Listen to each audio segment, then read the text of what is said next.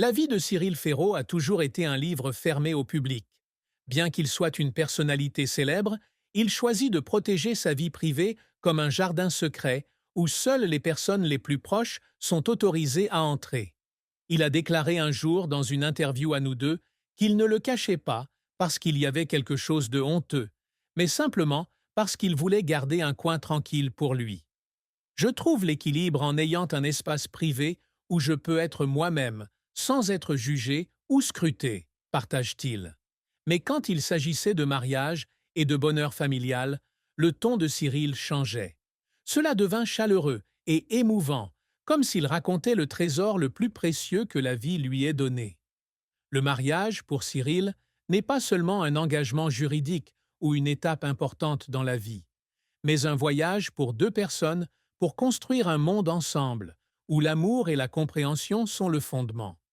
Bien qu'il n'ait jamais nommé publiquement sa partenaire, ses paroles à son égard exprimaient un profond respect. Je rêve toujours d'une famille, de rentrer à la maison et de trouver quelqu'un qui m'attend, non pas pour demander l'audience de l'émission, mais pour partager un moment ordinaire, comme dîner ensemble ou regarder un film, confiait-il un jour dans une interview à Télé 7 jours. Pour Cyril, le bonheur dans le mariage ne se résume pas à de grandes choses, mais à de petits moments. Un sourire, une poignée de main ou une matinée paisible où ils préparent tous les deux un café et discutent de choses sans rapport avec le travail. Il admet que la vie d'un présentateur n'est pas facile pour construire une relation durable. Les journées de tournage qui duraient du petit matin jusqu'à tard le soir, les voyages d'affaires constants et la pression de la célébrité lui donnaient parfois l'impression de courir contre la montre. Il y avait des jours où je tournais 10 émissions d'affilée, de 7 heures du matin à 9 heures du soir. De retour à la maison, j'avais juste envie de m'allonger sur le canapé et de tout oublier, a-t-il raconté. Mais c'est dans ces moments de fatigue que son partenaire est devenu son soutien, celui qui lui a rappelé que la vie ne se résumait pas au projecteur. Elle ne m'a jamais obligé à lui raconter ma journée. Au contraire, elle me demandait ce que je voulais manger ou s'asseyait simplement à côté de moi, me faisant sentir aimé sans avoir à me prouver quoi que ce soit. Cyril n'hésite pas à admettre que le mariage demande des efforts de la part des deux parties. Il a un jour partagé que lui et sa femme ne sont pas toujours d'accord, mais qu'ils apprennent à écouter et à respecter leurs différences. Nous ne sommes pas parfaits, et je pense que c'est ce qui rend notre mariage authentique. Il y a des jours où nous nous disputons pour des bêtises, comme qui a laissé la lumière allumée ou la vaisselle dans l'évier. Mais ensuite, nous nous asseyons, discutons et réalisons que tout cela importe moins que notre désir d'être ensemble.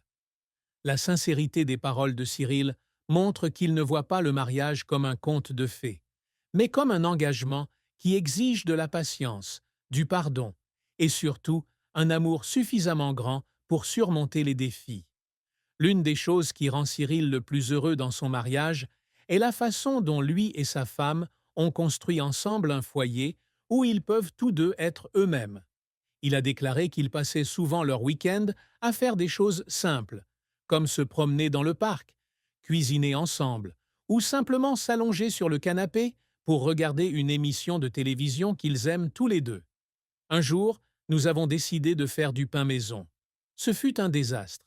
De la pâte partout dans la cuisine, le four fumait, mais nous avons tellement ri que nous en avions mal au ventre. Ce sont ces moments qui m'ont fait comprendre que le bonheur n'a pas besoin d'être parfait. Il doit simplement être le nôtre. De telles histoires, bien que petites, témoignent du lien profond qui unit Cyril et sa partenaire, une relation fondée sur la camaraderie et les joies simples. La naissance du premier fils de Cyril, Tim, en juillet 2024, a apporté une nouvelle profondeur à son mariage.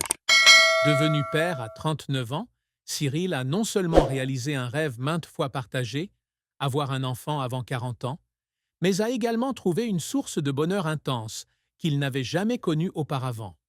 Quand j'ai entendu le premier cri de Tim, j'ai eu l'impression que mon cœur explosait.